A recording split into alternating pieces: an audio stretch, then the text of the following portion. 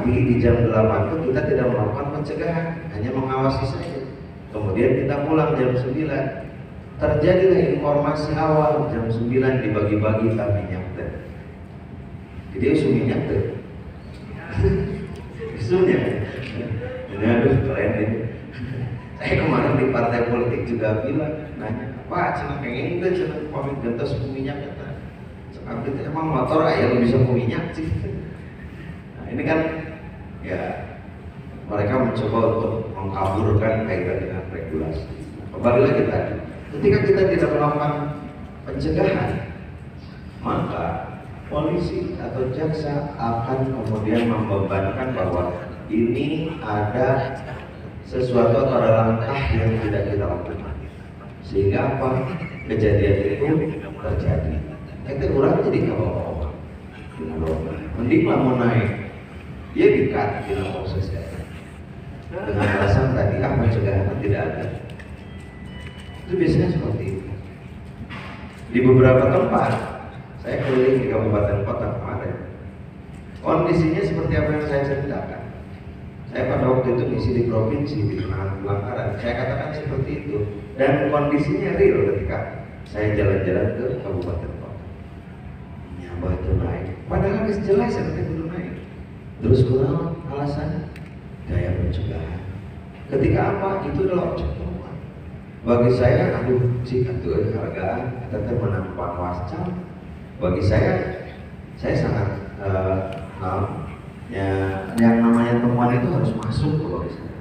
Di Kabupaten Bandung itu ada 4 kades, 1 orang preman. Pada waktu pemilu ada 2 kades, 1 orang preman yang melakukan perusakan PK pada waktu itu. Berdasar putusan pengadilan inkrah. Di pilkada 2 orang kades, 1 orang guru, 1 orang pegawai kecamatan. Itu inkrah. Bahkan yang ini mah sekarang kasihan juga yang PNS, akhirnya di tempat yang tidak layak. Jadi maksudnya apa? Saya sebetulnya bukan pengen dendam atau makar. Saya ingin menegakkan keadilan. Saya ingin menegakkan hukum. Hanya itu. Dalam dianggap gemuk, orang malah kejar aku. Terus di pemilu di pilkada itu kan mungkin rekan-rekan ada yang pernah melihat di pilkada Kabupaten Bandung kemarin ada kades yang sahan wani ka urang sok urang pakai ieu kalau di sini sahan wani ka urang mau nomor sekieu itu dia di acara pernikahan. Oh, bagi saya kalau seperti itu tidak ada ampun. Lain halnya dengan guru itu kebetulan pamannya dari PKD. Saya minta untuk ketika dia nge-like, saya minta untuk diberitahukan ke PKD itu, ingatkan. Akhirnya dihapus. Nomor 2, ngiri dina kampanye, ingetan bangsa ini. Nomor 3, bade ngabagikeun brosur. Saya keingetan. Diingetan deh, alhamdulillah. Nomor 4 dina Facebook. Dia menempelkan spanduk di rumahnya, terus ditulisannya sambil dipotong dia mana siapa yang berani sama saya, oh hajar. Dan itu hampir dia mau masuk majelis pada waktu itu kalau tidak melihat guru kan, wah ini harus masuk. Dan dia dapat hukuman 6 bulan, masa percobaan 3 bulan. Ini kan maksudnya gimana?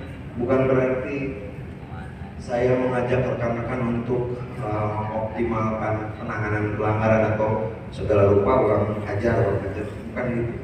Saya tetap mengajak rekan-rekan sekarang ini untuk mengoptimalkan pencegahan.